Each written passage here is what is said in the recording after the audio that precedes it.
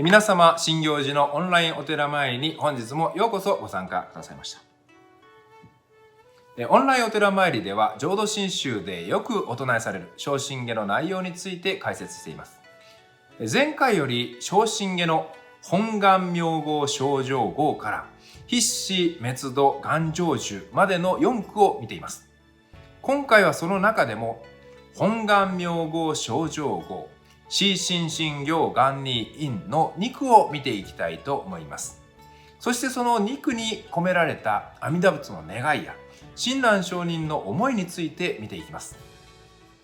ではまず今回の内容にあたる部分の正真下の本文と書き下し文、意訳を見てみましょう。よろしい方は画面の向こうでですね、口に出して読んでいただければと思います。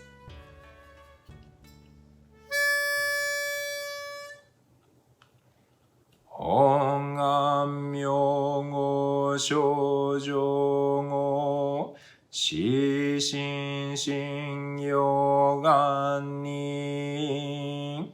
浄土学正大涅槃必至滅度願成就。次に書き下し文です。本願の明号は正浄の号なり、至真心行の願を因とす。当学をなり大涅槃を称することは、必至滅度の願成就なり。次に今の部分の意訳です。阿弥陀仏はあらゆるものを浄土という仏の国に行き生まれさせると、本願第18願に誓われました。そしてその願いと修行の功徳を南無阿弥陀仏という名号、名乗りに込め、私たちを救おうと働きかけておられます。ですから、南無阿弥陀仏の名号、名乗りが私たちを救う働きとなり、至真心行の願、第18願に誓われた信心が浄土に行き生まれる因となるのです。そして私たちが当学という浄土に行き生まれることが定まったくらいとなり、大涅槃の悟りを開くことは必至滅度の願第11願が成就されたことによります。さて今回見ていく本願明号正浄号の句の意訳を見ますと、南無阿弥陀仏の名号、名乗りが私たちを救う働きとなると訳しています。この内容について前回お話ししましたが、今回の話と関わっていきますので、改めて整理しながら本願明号正浄号という言葉をまず見てみます。ちょっとね、難しく感じられるかもしれませんが、一度で全部理解しようとしなくても大丈夫です。何度か繰り返しご覧いただきながら理解も深まってくるかと思いますのでね、まずは見ていただいて、聞いていただいて、こういうことかなと思っていただければいいかと思います。そしてお経本はね、お正行は読み破れ、蓮如上人が言われたようにですね、お経本などにメモなどしていただきながらですね、書いていただくと、どんどんと自分なりのお経本が出来上がって、そしてお経をですね、正真下を読む時にですね、いつもそれを目にしながらですね、理解が深まっていくかと思いますので、ぜひそのようにですね、ご覧いただければと思います。はい。で、浄土真宗のご本尊である阿弥陀仏という仏様は、仏様となられる前の法蔵菩薩という時に、菩薩の時にですね、願いを起こされたと経典に出てきます。法蔵菩薩は48の願いを起こされるのですが、その中でも根本の願いを本願と言います。本願明号正浄号と、そこに出てくる本願ですね。その根本の願いである本願を要約すると、悩み苦しむ者を救いたいという願いだと言われます。そしてその願いと願いを成就するために行った修行の功徳を明号という南無阿弥陀仏の名乗り、呼び声に込めて私たちのもとへ送り届けてくださった。明号という言葉は本願明号正浄号の中に出てきますね。明号の南無阿弥陀仏という言葉は呪文のように聞こえますが、実は意味があって、阿弥陀仏の救いに任せなさいという意味だと言われます。その阿弥陀仏の救いに任せなさいという阿弥陀仏から私たちへの名乗り、呼び声を名も阿弥陀仏の名号と言っています。そうした悩み苦しむ者を救いたいという本願の願いと、その願いを成就するために行った修行の功徳を名号という名も阿弥陀仏に込めて私たちのもとへ送り届けてくださった。その名号名も阿弥陀仏とは、阿弥陀仏の救いに任せなさいという阿弥陀仏から私たちへの名乗り、呼び声であり、救いの働きそのものです。そして本願名号正常号とある正常号とは、まさしく救いが定まる行号、行為ということで、私たちが救われていくことが定まっていく働きのことです。阿弥陀仏の願いと行の功徳が込められた阿弥陀仏の救いの働きそのものである名号名も阿弥陀仏が私たちの救いを定めていく行号、行為、働きであることを本願名号正常号という言葉で示されています。今一度本願名号正常号の句の意訳を見てみますと、名も阿弥陀仏の名号、名乗りが私たちを救う働きとなると訳しています。こうしたお話を前回させていただきましたが、今の解説でさらに意味が分かりやすくなったでしょうか。そして今の話が今回の話につながっています。さて、この名号名も阿弥陀仏という名乗り、呼び声が私たちまで至り届いているということは当たり前なことではないんですね。何千年という時を経て阿弥陀仏の救いを喜んできた方がおられたからこそ、今ここまで名も阿弥陀仏という呼び声が届いています。私たちが今こうして名も阿弥陀仏と唱えているのは、そのようなさまざまなご縁、仏縁があったからこそではないでしょうか。直接的には身近な方が亡くなられたことなどを通して育まれた仏縁かもしれません。しかしずっとその前からご先祖などを通して仏縁が育まれてきたのではないでしょうか。考えてみると、ここに至るまで多くのご縁があったのではないかと想像されます。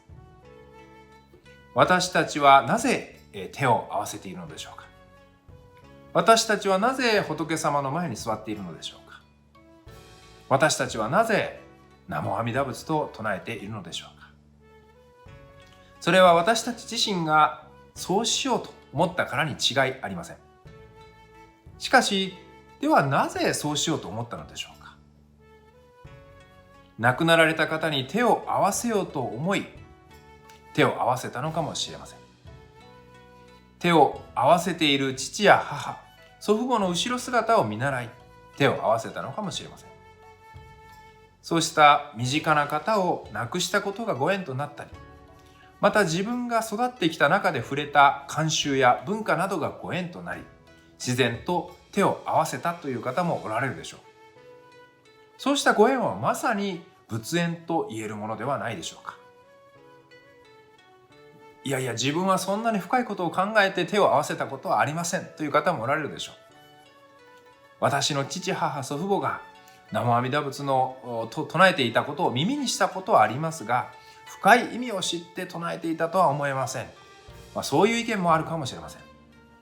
ですが、南無阿弥陀仏という呼び声が何千年という時を経てここまで伝わってきたという事実を考えると、それは当たり前ではないご縁を感じます。阿弥陀仏の救いを喜んできた方がおられたからこそ、ここまで至り届いているのではないかということが知らされてくるんですね。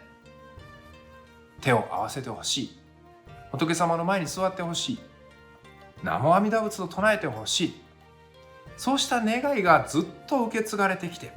私たちにそのように促し、働きかけ、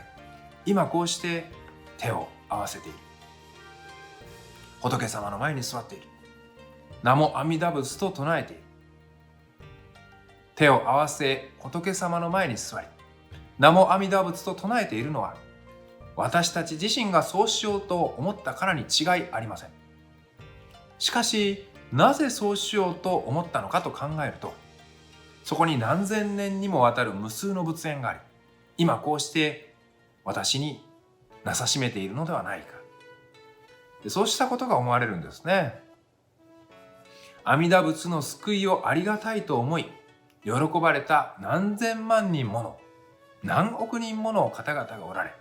今こうして仏縁が伝わってきています。その阿弥陀仏の救いを喜ばれたお一人が、浄土宗の開祖である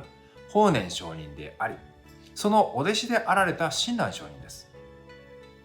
その親鸞上人が阿弥陀仏の働きに促され、喜びながら筆を取って記されたのが、この正真念仏偈、正真偈と言えます。今こうして正真偈に触れ、学んでいること自体も、自分自身がそうしようと思ってしていることに違いないですが、やはり様々な仏縁によってさせていただいていることなんでしょうね。そうした私たちの行動の背景を考えてみると、とても大きな世界が広がっていて、無数の仏縁がそこにあることに気づかされ、とても不思議な気持ちになりませんか。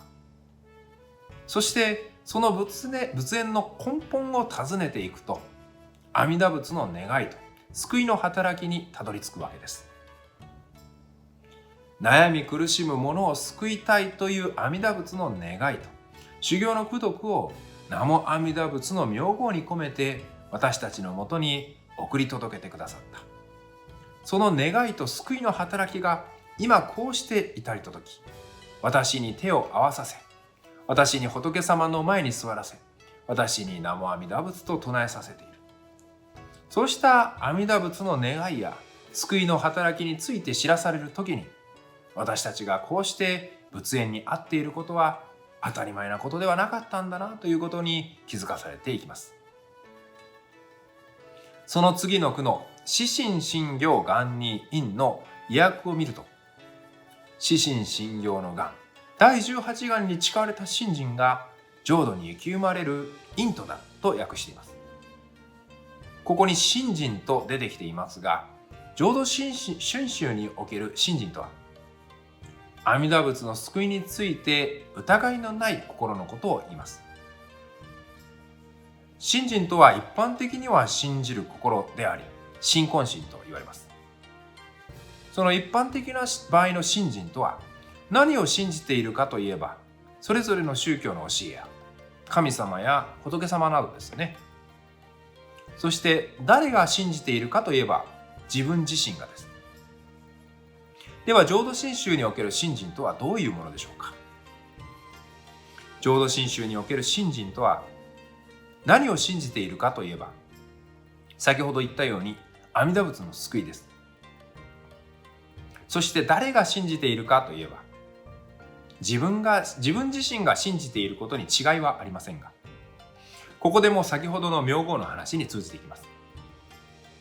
つまり阿弥陀仏の救いを信じているのは自分自身に違いはありませんが、しかし阿弥陀仏の救いを信じようと思うまでには様々な仏縁があり、その仏縁の根本を尋ねていくと、阿弥陀仏の願いや救いの働きがあるというわけです。法蔵菩薩、阿弥陀仏は悩み苦しむ者を救いたいという願いと修行の功徳を南無阿弥陀仏の名号に込めて私たちのもとに送り届けてくださった。そうした願いと救いの働きに促されて、阿弥陀仏の救いを疑いなく信じる心が育まれる、恵まれる。私が手を合わせ、仏様の前に座り、南無阿弥陀仏と唱えている。また、阿弥陀仏の救いの教え、仏法について聞き学んでいる。自分がそうしている背景を考えてみると、様々な仏縁があり、その根本を尋ねてみれば、阿弥陀仏の願いや救いの働きがあった。そしてそうした仏縁を重ねながら、徐々に阿弥陀仏の慈悲の心やぬくもりが染み渡ってくる。阿弥陀仏の救いへの疑いが晴れ、疑いのない心が育まれてくる。そうした阿弥陀仏の救いを疑いなく信じる心を浄土真宗における信心と言っています。そしてその信心の根本を尋ねてみれば、阿弥陀仏の願いと救いの働きがある。ですから浄土真宗における信心とは、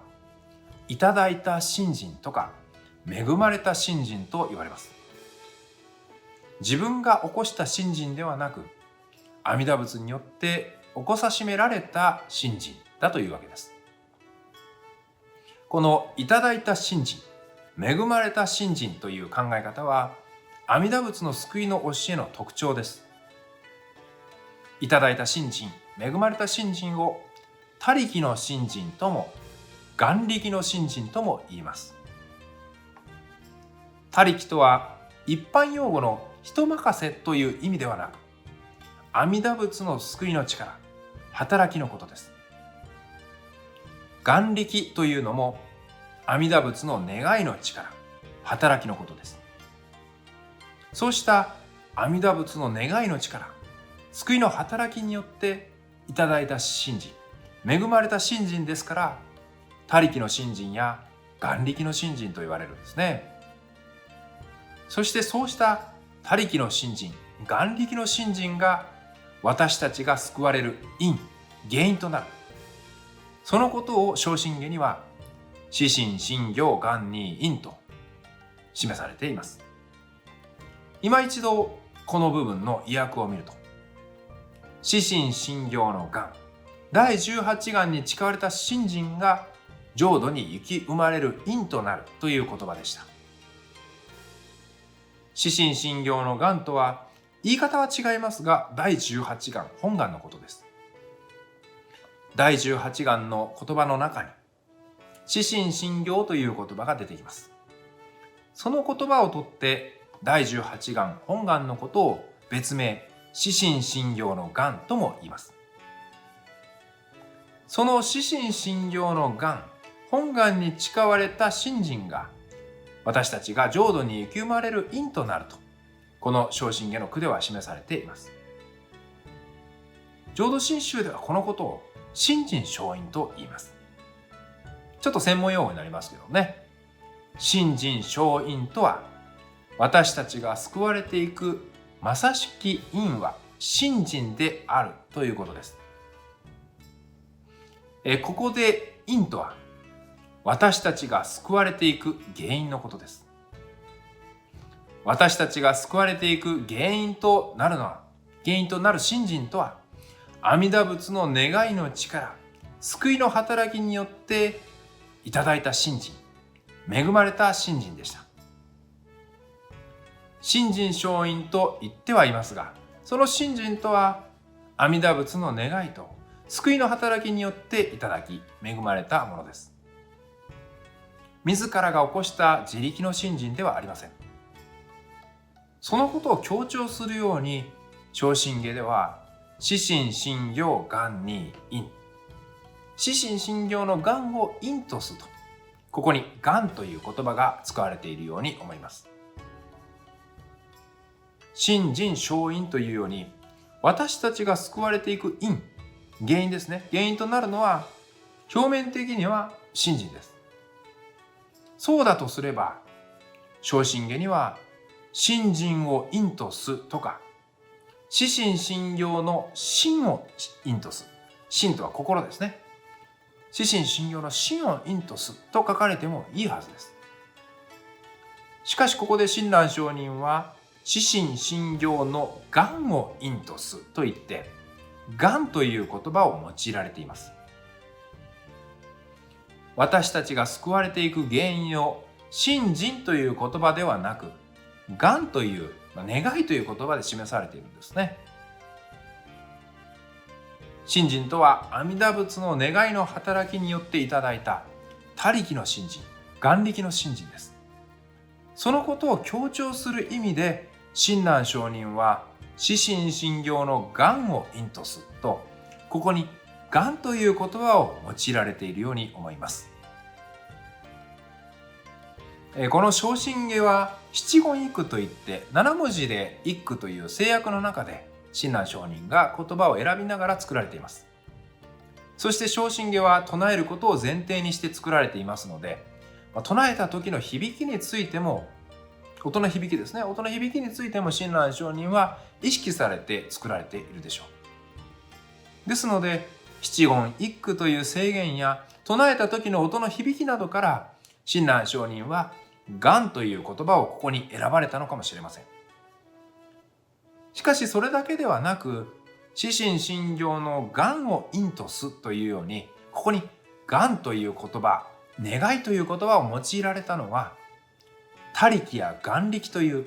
阿弥陀仏の願いや救いの働きによって私たちは救われていくんだということを表そうとしたのではないか。